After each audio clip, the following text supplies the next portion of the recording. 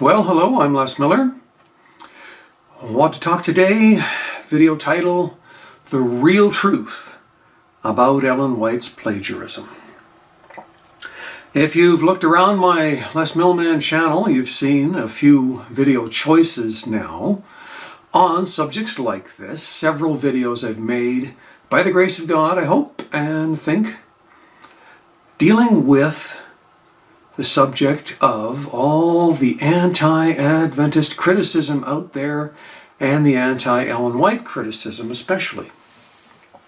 Now, of course, I am thankful to God that these have been my most successful videos that I've ever done in the entire time I've been making videos. But in a way, that's also kind of sad. That's really not the central focus of what I want my video ministry to be all about. 2009 is when I had a few extreme coincidences come together to make me think that the Lord wanted me to make videos, but my goal from the start has been, in some senses, yes, to counter all the Adventist criticism, but to do it by preaching the love of Jesus and how that love of Jesus relates to the various complicated, deep Adventist doctrines that we have. Sabbath, truth about death, sanctuary, the fact that Ellen White is a prophet, the entire worldview of Adventism being so different than that of mainstream Christianity.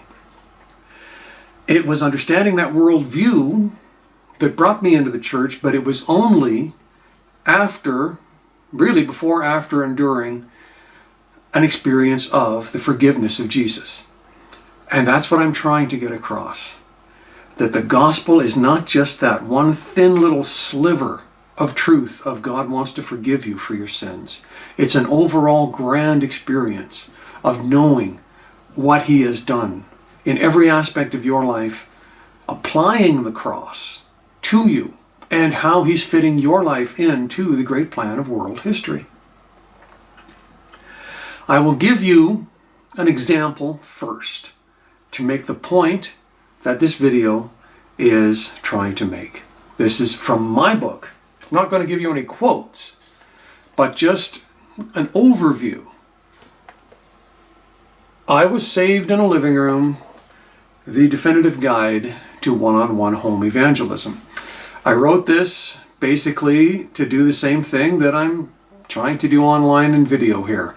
Teach Seventh-day Adventists how to give soul-winning one-on-one home Bible studies, but as I was given an understanding of how doctrine relates to the cross, I'm trying to get that understanding across here in this book.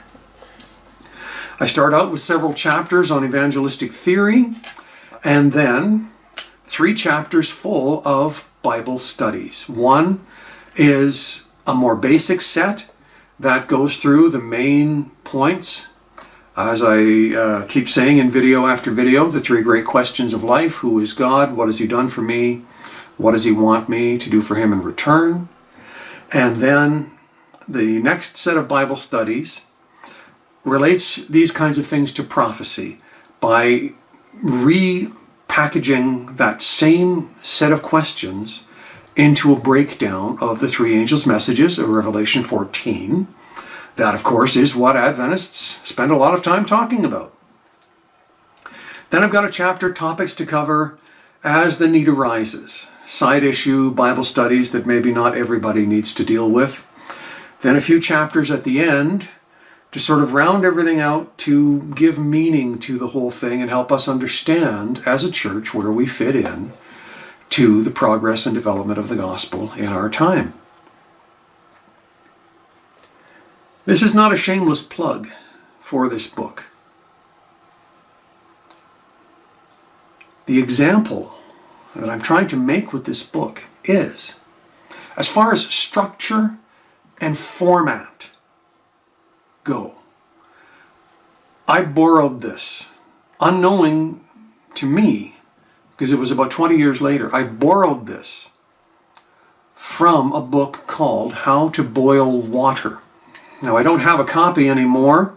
My aunt gave it to me when I first moved out of home when I was 19. I was living a 5-hour drive away in another city.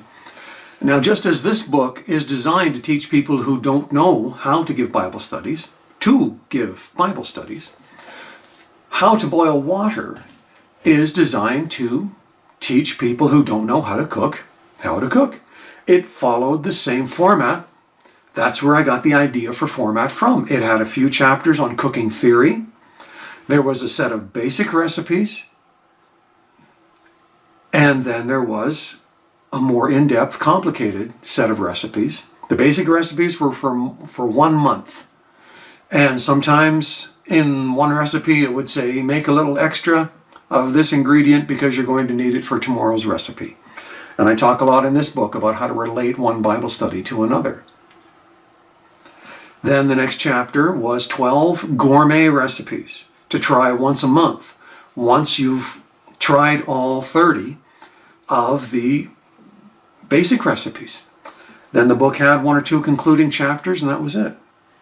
Now, there is not one single recipe in this book. And there is not one single Bible study in how to boil water. I wish I'd kept my copy. Unfortunately, I loaned it to a friend just a few years later and never got it back from him. But I didn't plagiarize the book just because I borrowed the format and the structure.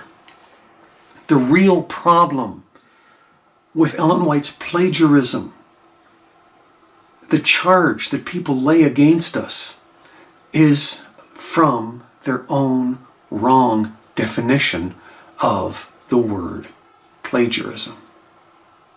That's what's really going on here. They're being too loose. They see any kind of similar structure, similar format from one book to another. And they say, oh, Ellen White stole it. No, she just borrowed the framework. Another book here to show you. White Lie Soap. You want to get a definitive answer on everything that's being said about Ellen White and plagiarism today, about everything that's been said for the last 100 years or more.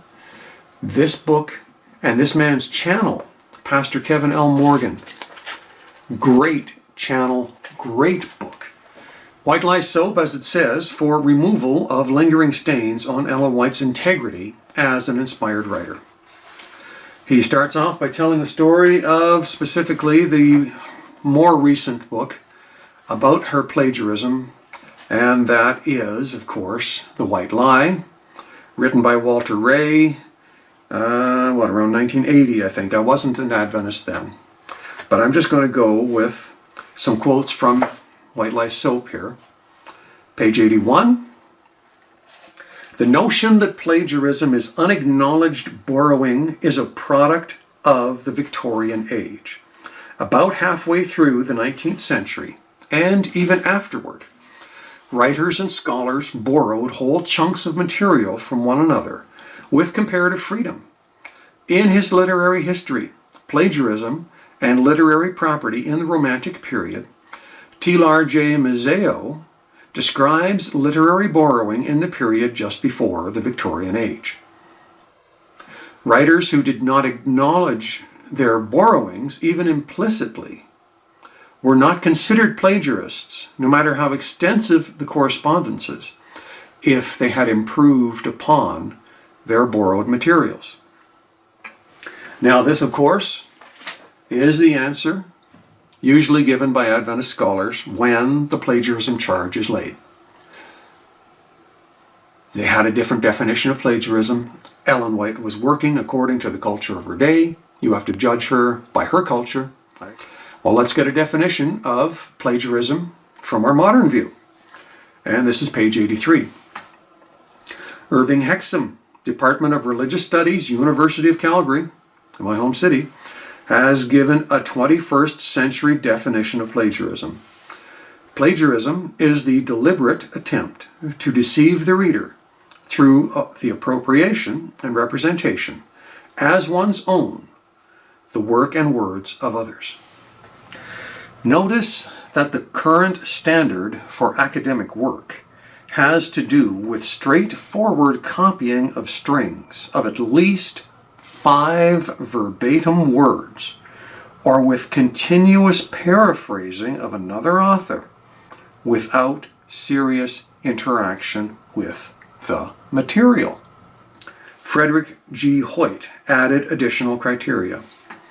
The only legitimate borrowing is that which proceeds to transform the original material by means of the borrower's creative process. The writer need not blush about stealing if he makes what he takes completely his, if he alchemizes it into something that is finally thoroughly new. Now, this is a very important point, because this is something I've always said. Anytime anybody has any interest in this book and wants to borrow something from it, say one of the Bible studies, my policy is take it and make it your own. So you find a Bible study in this book and you look through the verses and you say, well, you know, there's a few other points that I think I'd like to make when I share a Bible study on this same topic. So I like this verse versus this other one. So can I swap yours out for mine less? My answer would always be yes. As long as you're not trying to make the Bible contradict itself, sure. Take it and make it your own. That's what Ellen White did. Now, in page after page after page, we have examples in White Lies Soap where Ellen White took the work of others, borrowing framework more than exact words, and definitely made that work her own. But specifically, one of the most important points brought out in page after page after page, and comparison after comparison, is that there were many times since she was a prophet, what she saw in vision differed in detail from what was really just guesswork by some of these other authors. I'm not going to give you any examples of that because I want you to go over to Kevin L. Morgan's channel, Ellen White Reconsidered. I'll put a link in the description. I'll put a link in the end screen. He has video after video after video that does these kinds of things. So we'll get close to wrapping up here, page 94 of White Lies Soap.